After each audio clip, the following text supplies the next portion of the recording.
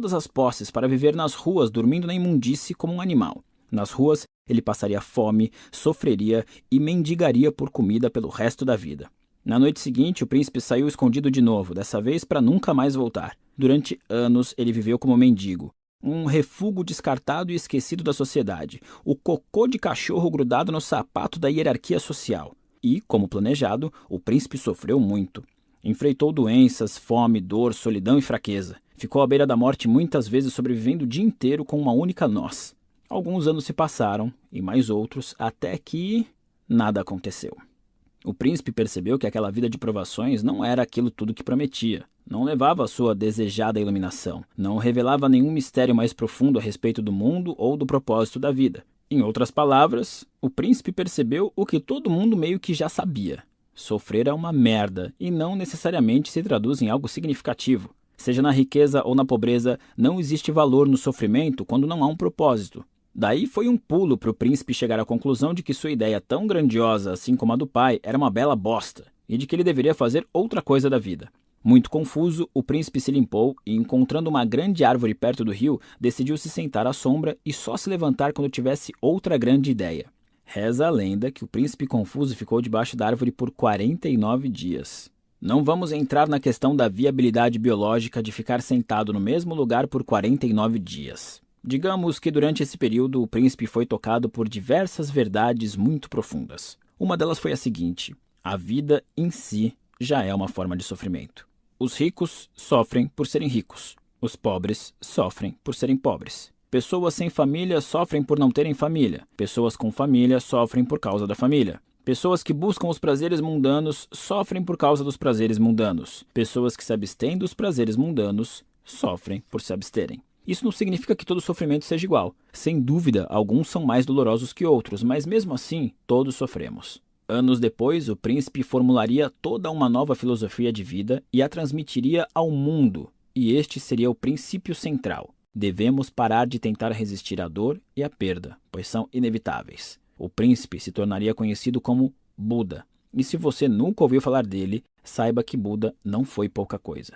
Existe uma premissa básica em muitas de nossas conjecturas e crenças. Ela postula que a felicidade é algorítmica, que pode ser buscada, merecida e alcançada como se estivéssemos entrando na faculdade de Direito ou montando um complicado conjunto de Lego. Se eu conseguir X, serei feliz. Se eu tiver a paciência Y, serei feliz. Se eu conquistar uma pessoa como Z, serei feliz. Essa premissa é o problema. A felicidade não é uma equação que possa ser solucionada. A insatisfação e a inquietude são inerentes à natureza humana e, como veremos, componentes necessários para se criar uma felicidade consistente. Buda sustentou isso a partir de uma perspectiva teológica e filosófica. Vou defender o mesmo argumento neste capítulo, mas de uma perspectiva biológica, com pandas.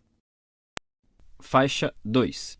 As desventuras do panda da desilusão. Se eu pudesse inventar um super-herói, seria o panda da desilusão. Com uma máscara cafona nos olhos e uma camiseta que não cobriria sua enorme barriga de panda, ele teria o superpoder de dizer às pessoas duras verdades sobre si mesmas. Verdades que elas precisam ouvir, mas não querem aceitar. O panda da desilusão iria de porta em porta como um vendedor de bíblias, tocando a campainha e dizendo coisas como: claro, ganhar muito dinheiro faz você se sentir bem, mas não vai conquistar o amor dos seus filhos. Ou, se você precisa pensar antes de responder se confia na sua esposa, é porque não confia. Ou, o seu conceito de amizade não passa de constantes tentativas de impressionar os outros. Em seguida, ele desejaria um bom dia a quem o atendeu e seguiria muito pimpão para a casa seguinte. Seria incrível, e doentio, e triste, e inspirador, e necessário. Afinal de contas, as maiores verdades da vida são as mais desagradáveis de se ouvir. O panda da desilusão seria o herói que ninguém deseja, mas de que muitos precisam. Ele seria a salada verbal no fast food da nossa alimentação mental. Tornaria a nossa vida melhor, apesar de nos deixar deprimidos por um tempo. Ele nos deixaria mais fortes ao nos destroçar. Iluminaria nosso futuro ao nos mostrar a escuridão.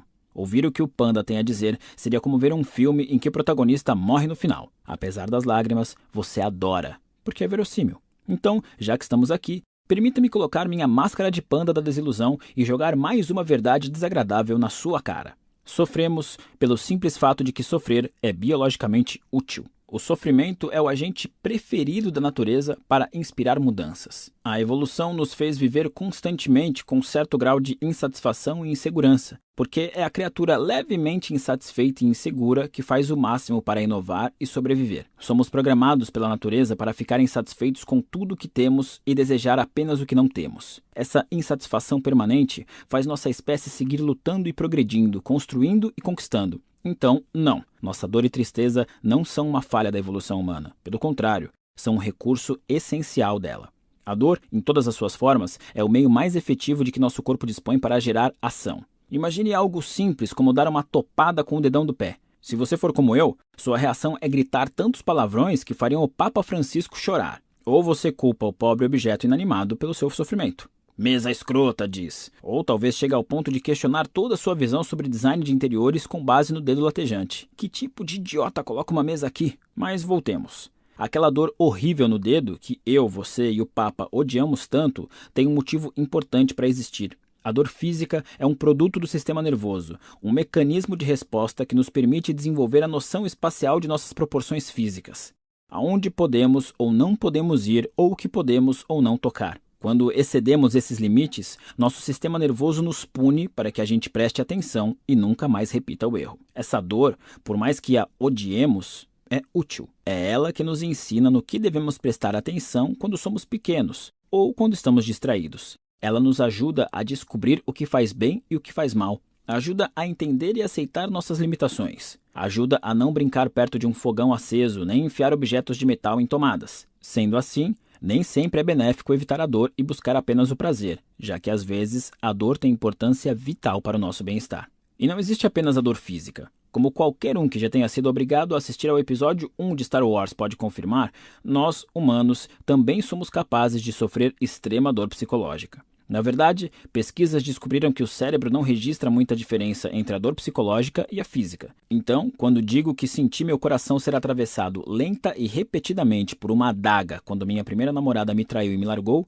é porque doeu tanto que daria no mesmo se tivessem realmente cravado uma adaga lenta e repetidamente no meu coração. Assim como a dor física, a dor psicológica indica que há um desequilíbrio, que algum limite foi excedido. E também, como a dor física, a psicológica nem sempre é indesejável ou de todo ruim. Em certos casos, passar por dores emocionais ou psicológicas pode ser saudável ou mesmo necessário. Assim como bater o dedão nos treina para esbarrar menos em mesas, a dor emocional provocada por rejeição ou fracasso nos ensina a evitar os mesmos erros no futuro. O que nos leva a deduzir um dos grandes perigos de uma sociedade que se esquiva cada vez mais dos inevitáveis desconfortos da vida. Perdemos o benefício da passagem por doses saudáveis de dor, e essa perda nos desconecta da realidade. Você pode ficar com água na boca ao imaginar uma vida livre de problemas, repleta de felicidade e compaixão eternas, mas aqui no mundo real os problemas nunca cessam. Sério, eles não acabam. O panda da desilusão acabou de passar aqui. Ele me contou tudo enquanto tomávamos margaritas. Os problemas nunca somem, eles só diminuem. Warren Buffett tem problemas financeiros. O mendigo bêbado que fica à espreita na frente do supermercado também tem. Buffett simplesmente tem problemas financeiros menores que os do mendigo. Tudo na vida é assim. A vida é basicamente uma série interminável de problemas, Mark, afirmou o panda. Ele tomou mais um gole do drink e ajeitou o guarda-chuvinha cor-de-rosa que adornava o copo. A solução de um problema é apenas o início do próximo. Depois de um tempo, eu me perguntei de onde aquele panda falante tinha saído. Aliás, quem foi que preparou essas margaritas? Não espere por uma vida sem problemas, continuou o panda. Isso não existe. Em vez disso, torça por uma vida cheia de problemas pequenos.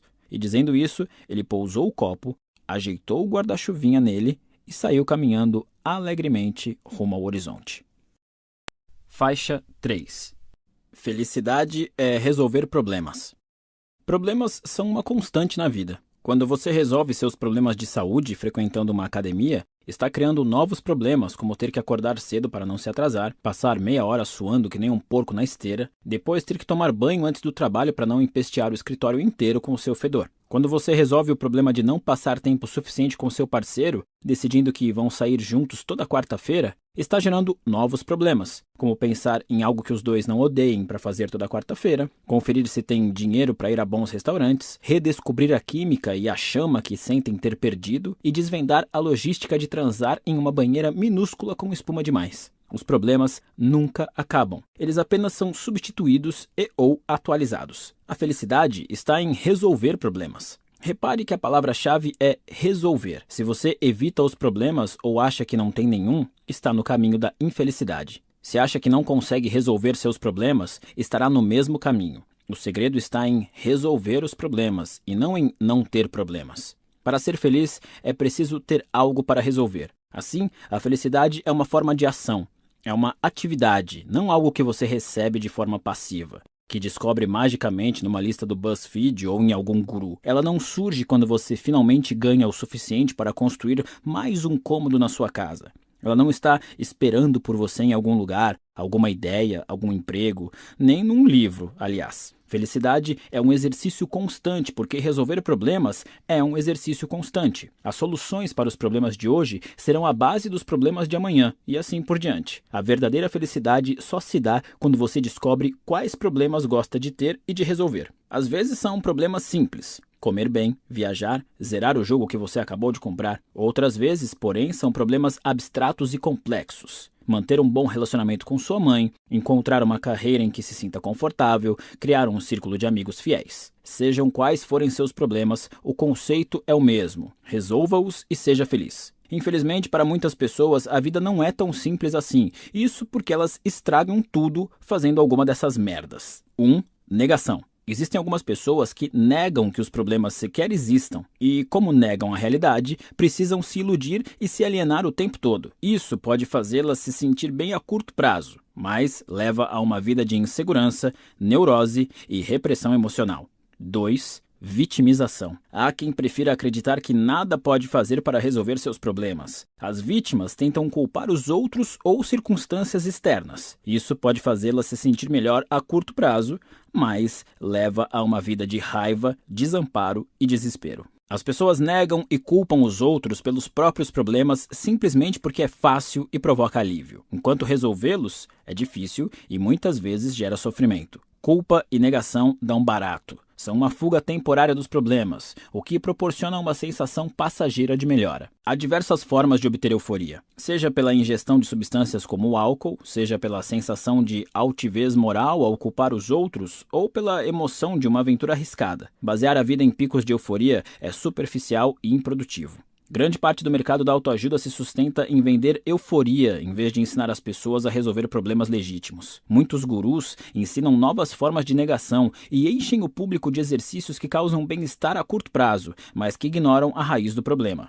Lembre-se, nenhuma pessoa feliz de verdade tem necessidade de ficar diante de um espelho repetindo para si mesma que é feliz. Outro problema da euforia é que ela vicia. Quanto mais dependemos dela para sentirmos uma melhora em nossos problemas ocultos, mais recorremos a tal recurso. Assim, quase tudo pode se tornar um vício, dependendo do motivo pelo qual é usado. Todos temos nossos métodos preferidos para entorpecer a dor causada pelos problemas. E não há nada de errado nisso, desde que sejam usados em doses moderadas. Quanto mais evitamos e mais nos entorpecemos, mais doloroso será quando finalmente confrontarmos nossos problemas. Faixa 4. Sentimentos não são tudo isso que você pensa. Os sentimentos foram desenvolvidos em nosso organismo com um propósito específico, nos ajudar a viver e a nos reproduzir melhor. Só isso. São um mecanismo de resposta cuja função é nos alertar de que algo é provavelmente bom ou provavelmente prejudicial. Nada mais, nada menos. Assim como a dor da queimadura ensina a não tocar o fogão aceso de novo, a tristeza de estar sozinho ensina a não repetir os comportamentos que causaram a solidão. Sentimentos são apenas sinais biológicos criados para empurrar as pessoas na direção de mudanças positivas. Olha, eu não estou tentando menosprezar a sua crise de meia-idade ou o ainda não superado trauma de quando seu pai alcoólatra roubou a sua bicicleta quando você tinha 8 anos. Mas, no final das contas, se você se sente mal, é porque o seu cérebro está indicando a presença de algum problema não abordado ou não resolvido. Em outras palavras, sentimentos negativos são um chamado à ação. Se você sente algo ruim, é porque precisa agir. Da mesma maneira, sentimentos bons são a recompensa por agir certo. Quando você se sente bem, a vida parece simples e basta aproveitá-la. Até que, como tudo mais, a sensação boa desaparece porque sempre surgem mais problemas. Sentimentos fazem parte da equação da vida, mas não são a única variável. Não é porque algo causa uma sensação boa que é bom. Não é porque algo causa uma sensação ruim que é ruim. Sentimentos são apenas sinalizadores, conselhos dados pela neurobiologia, não ordens. Portanto, nem sempre devemos confiar neles. Pelo contrário, acho que precisamos criar o hábito de questioná-los. Muita gente é ensinada a reprimir as emoções por diversas razões pessoais, sociais ou culturais, sobretudo as negativas. Só que, infelizmente, negar os sentimentos negativos é negar vários dos mecanismos de resposta que ajudam a resolver problemas. Como resultado, muitos dos indivíduos reprimidos têm dificuldade em lidar com os problemas ao longo da vida. E, se não conseguem resolver seus problemas, não têm como ser felizes. Lembre-se, a dor tem um propósito. No entanto, há também quem se identifique demais com as emoções. Tudo se justifica apenas porque a pessoa se sentiu assim. Eu quebrei seu para-brisa, mas foi porque eu estava com ódio, não pude evitar. Ou, eu larguei a faculdade e me mudei para o Alasca porque eu senti que era o certo a fazer. Tomar decisões com base apenas no que o seu coração manda, sem o auxílio da razão para se manter na linha, é pedir para dar merda. Sabe quem baseia a vida nas emoções? Crianças de 3 anos. Cachorros. Sabe o que mais crianças de 3 anos e cachorros fazem? Cagam no tapete. A obsessão e a atenção exagerada aos sentimentos sempre falham pela simples razão de que sentimentos não duram. O que nos faz feliz hoje não nos fará amanhã, porque a nossa biologia sempre vai demandar algo mais. A fixação pela felicidade inevitavelmente nos leva a uma busca incessante por outra coisa. Uma casa nova, um relacionamento novo, mais um filho, mais um aumento. E, apesar de todo o nosso esforço, acabamos nos sentindo do mesmo jeito que no começo, insuficientes. Os psicólogos às vezes se referem a esse conceito como a esteira hedonista. A ideia de que estamos sempre nos esforçando para mudar a nossa vida, mas na verdade nunca nos sentimos muito diferentes. É por isso que nossos problemas são recorrentes e inevitáveis. A pessoa com quem você se casa é a mesma com quem você briga. A casa que você compra é a mesma que você reforma. O emprego dos seus sonhos é o mesmo que vai estressá-lo. Tudo vem com um sacrifício embutido. Ou seja, o que nos faz bem vai inevitavelmente nos fazer mal também. O que ganhamos também é o que perdemos. O que nos proporciona experiências positivas definirá também as negativas. Esse conceito é difícil de engolir. Nós gostamos de pensar que existe uma felicidade derradeira a alcançar. Gostamos de pensar que é possível alcançar um alívio permanente do sofrimento. Gostamos de pensar que é possível se sentir para sempre pleno e satisfeito com a vida. Mas não é. Faixa 5. Escolha suas batalhas. Se eu lhe perguntar o que você quer da vida e você disser algo como quero ser feliz, ter uma família maravilhosa e um emprego de que eu goste. Essa é uma resposta tão comum e previsível que não significa nada. Todo mundo gosta do que é bom. Todo mundo quer ter uma vida sem preocupações, feliz e fácil, se apaixonar, ter relacionamentos incríveis, parceiros sexuais fantásticos, ser lindo, ganhar dinheiro, ser popular, respeitado, admirado e tão foda que as multidões se abrirão como um mar vermelho quando você passar. Todo mundo quer isso. É fácil querer isso. Uma pergunta mais interessante que a maioria das pessoas nunca considera é: qual dor você quer na vida? Pelo que você está disposto a lutar? Porque isso é muito mais determinante na definição do seu futuro. Por exemplo, muita gente quer ter a melhor sala do escritório e ganhar rios de dinheiro. Mas não é qualquer um que está disposto a trabalhar 60 horas por semana, fazer longos trajetos indo e voltando do escritório, preencher uma montanha de papelada odiosa e vencer hierarquias corporativas arbitrárias só para escapar dos opressores cubículos infinitos. Muitas pessoas querem o melhor sexo do mundo e um relacionamento incrível,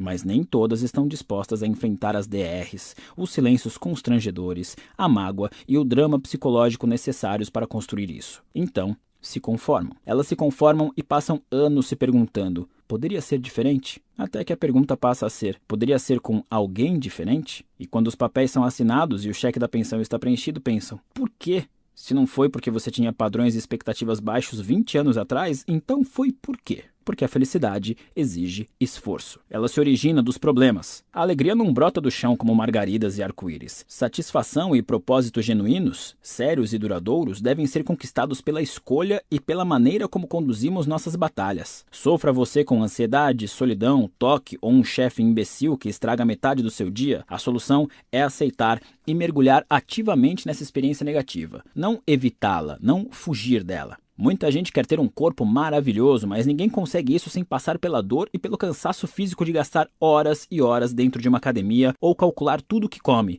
planejando sua vida em minúsculas porções. Há quem queira abrir um negócio, mas ninguém se torna um empreendedor bem-sucedido se não encontrar um jeito de avaliar o risco, a incerteza, os muitos fracassos, a quantidade insana de horas dedicadas a algo que pode render absolutamente nada. A maioria das pessoas quer encontrar um parceiro, mas ninguém conquista uma pessoa maravilhosa sem saber lidar com a turbulência emocional causada pelas rejeições exaustivas, com a tensão sexual reprimida e com a obsessão em olhar fixamente para um celular que nunca toca. Tudo isso faz parte do jogo do amor. É impossível ganhar sem jogar. O que determina o sucesso não é de que prazer você quer desfrutar. A questão relevante é qual dor você está disposto a suportar. O caminho da felicidade é cheio de obstáculos e humilhações. Você tem que escolher alguma coisa. Não dá para levar uma vida sem dor. Nem tudo são rosas e unicórnios o tempo todo. A pergunta sobre o prazer costuma ser fácil e quase todos nós temos uma resposta parecida. Interessante mesmo é a pergunta sobre a dor. Qual dor você prefere tolerar? Essa é a pergunta difícil, porém relevante. A pergunta que vai levá-lo a algum lugar. É a pergunta que pode mudar perspectivas, vidas. É o que faz de mim quem eu sou, que faz de você quem você é. É o que nos define, nos distingue e, no final das contas, nos une. Durante boa parte da adolescência e início da vida adulta, tive a fantasia de ser músico. Mais especificamente, um astro do rock. Sempre que ouvia um solo de guitarra sensacional, fechava os olhos e me imaginava no palco, tocando sob os gritos da multidão, enlouquecendo as pessoas com o esplendor do meu dedilhado. Eu me perdia nessa fantasia por horas a fio. Para mim, a questão nunca foi se eu tocaria para multidões histéricas, e sim quando. Eu tinha tudo planejado. Só estava esperando até poder investir a energia e o esforço necessários para chegar lá e deixar minha marca. Primeiro, tinha que terminar a escola. Depois, ganhar dinheiro para comprar a guitarra. Aí, precisava encontrar tempo para praticar. Depois, fazer contatos e começar o meu primeiro projeto. E depois,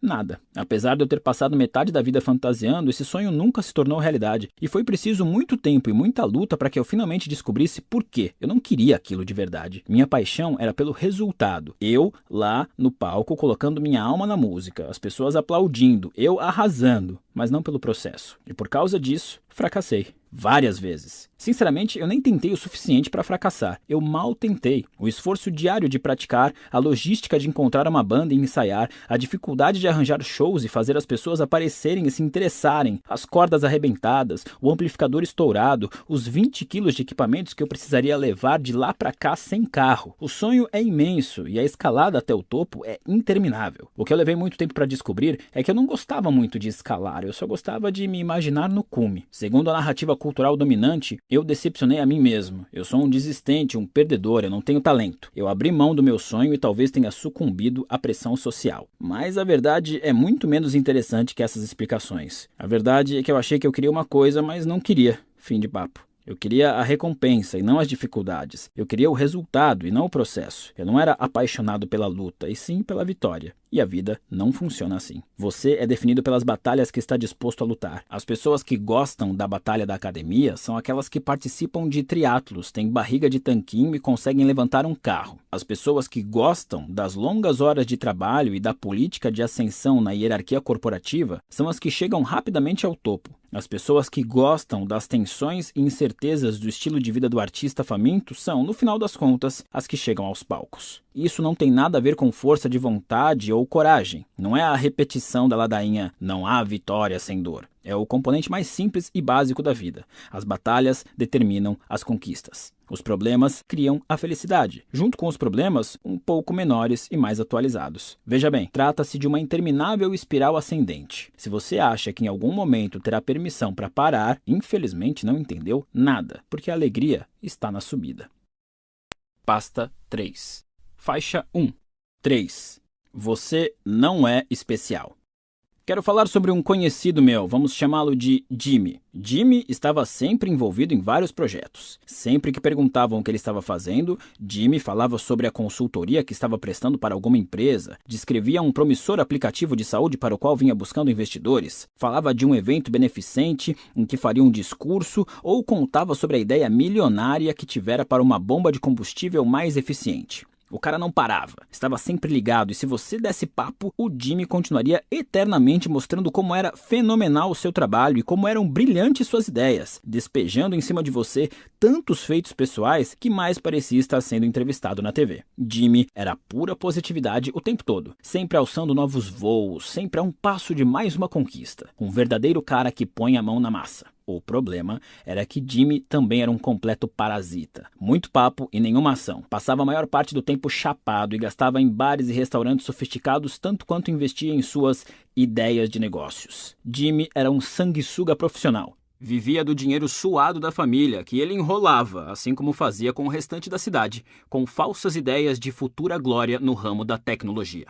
Claro, às vezes ele fazia algum esforço simbólico, pegava o celular e ligava para algum figurão na cara de pau, se valendo de todos os nomes famosos que lhe vinham à mente, mas nada concreto acontecia. Nenhum dos seus empreendimentos se tornou realidade. O cara continuou nessa por anos, sendo sustentado por namoradas e por parentes cada vez mais distantes até quase completar 30 anos. E o mais doido nisso tudo era que Jimmy tinha orgulho disso. Sua autoconfiança chegava ao nível do delirante. Quem ria dele ou desligava na sua cara estava na percepção de Jimmy, perdendo a maior oportunidade da vida. Quem apontava o ridículo de suas ideias era ignorante e inexperiente demais para entender a sua genialidade. Quem expunha o seu estilo de vida parasitário era um invejoso, uma pessoa amarga que cobiçava o seu sucesso. Jimmy ganhava algum dinheiro, mas, em geral, pelos meios mais desonestos, como vender a ideia de outra pessoa como se fosse dele, enrolar alguém para conseguir um empréstimo ou, pior, convencer alguém a lhe dar participação numa startup. Às vezes, conseguia até que lhe pagassem para dar palestras, sobre o que eu não consigo nem imaginar. A pior parte era que Jimmy acreditava nas mentiras que contava. Seu delírio era tão indestrutível que era até difícil ter raiva dele. Chegava a ser um caso fascinante, na verdade. Em algum momento, na década de 1960, desenvolver uma autoestima alta, ter uma boa autoimagem e se sentir bem consigo mesmo, virou moda na psicologia. Pesquisas concluíram que as pessoas que se consideravam admiráveis tendiam a se sair melhor e ter menos problemas. Muitos estudiosos e legisladores da época acreditaram que aumentar a autoestima da população geraria benefícios sociais tangíveis: redução da criminalidade, melhora no desempenho acadêmico, geração de novos empregos, diminuição de déficits no orçamento. Como resultado, a partir da década seguinte, de 1970, práticas relacionadas à autoestima começaram a ser ensinadas aos pais, reforçadas por terapeutas, políticos e professores, além de serem instituídas na política educacional. Por exemplo, as notas de crianças com baixo desempenho eram elevadas artificialmente para que não se sentissem tão mal. Prêmios por participação em aula e troféus foram inventados para diversas atividades banais ou obrigatórias. As crianças recebiam deveres de casa inúteis, como escrever as características que as tornavam especiais ou suas 5 maiores qualidades. Pastores e sacerdotes diziam às suas congregações que cada um ali era especial aos olhos de Deus, que todos estavam destinados a se destacar e a superar a mediocridade. Surgiram seminários empresariais e motivacionais entoando o mesmo mantra paradoxal: cada um de nós pode ser excepcional e extremamente bem-sucedido. Hoje, uma geração depois, temos os resultados para avaliar. Não somos todos excepcionais. No fim das contas, se sentir bem consigo mesmo não significa nada, a não ser que você tenha um bom motivo para isso. Hoje, sabemos que adversidade e fracasso são muito úteis e até mesmo necessários para o desenvolvimento de adultos determinados e bem-sucedidos. Hoje, sabemos que fazer as pessoas acreditarem que são excepcionais e se sentirem bem consigo mesmas sem fundamento não cria uma população de Bill Gates e Martin Luther Kings. Cria uma população de Jimmys. Jimmy, o delirante das startups. Jimmy, que fumava maconha todo dia e não era bom em nada, exceto em se gabar e acreditar nas próprias mentiras. Jimmy, o tipo de cara que gritava com os sócios por serem imaturos e depois estourava o cartão de crédito da empresa no Le Bernardin para impressionar modelos russas. Jimmy, que já estava ficando sem estoque de tias e tios a quem recorrer para pedir empréstimos. Sim, esse Jimmy confiante e cheio de autoestima. O Jimmy que passava tanto tempo exibindo competência que esquecia de, realmente fazer alguma coisa. O problema com o movimento pró-autoestima é a crença de que podemos medir a autoestima pelos sentimentos positivos das pessoas em relação a si mesmas. No entanto, para se ter uma noção verdadeira e precisa do valor de um indivíduo, é preciso avaliar como ele se sente em relação aos seus aspectos negativos. Se uma pessoa como Jimmy se sente o fodão 99,9% do tempo, mesmo que sua vida esteja chafurdando na mais absoluta merda, como isso pode ser um método de aferição válido para decretar que sua vida é bem-sucedida e feliz? O Jimmy é arrogante. Ou seja, ele julga merecer todas as 1000 maravilhas de mão beijada, acredita que merece ser rico sem trabalhar, ser querido e ter boas relações sem ajudar ninguém, ter um estilo de vida incrível sem sacrificar nada. Gente como Jimmy é tão obcecada em se sentir bem consigo mesma que consegue se iludir e acreditar que está realizando feitos notáveis, mesmo sem mover um dedo. Esse tipo de gente vê a si mesmo arrasando no palco quando na verdade está fazendo papel de bobo. Essas pessoas acreditam ser bem-sucedidas, fundadoras de startups, quando na verdade nunca tiveram sucesso em nenhum empreendimento. Elas se auto-intitulam Life Coaches e cobram para ajudar os outros do alto de seus 25 anos preenchidos por 0 conquistas significativas. Gente arrogante exala autoconfiança em níveis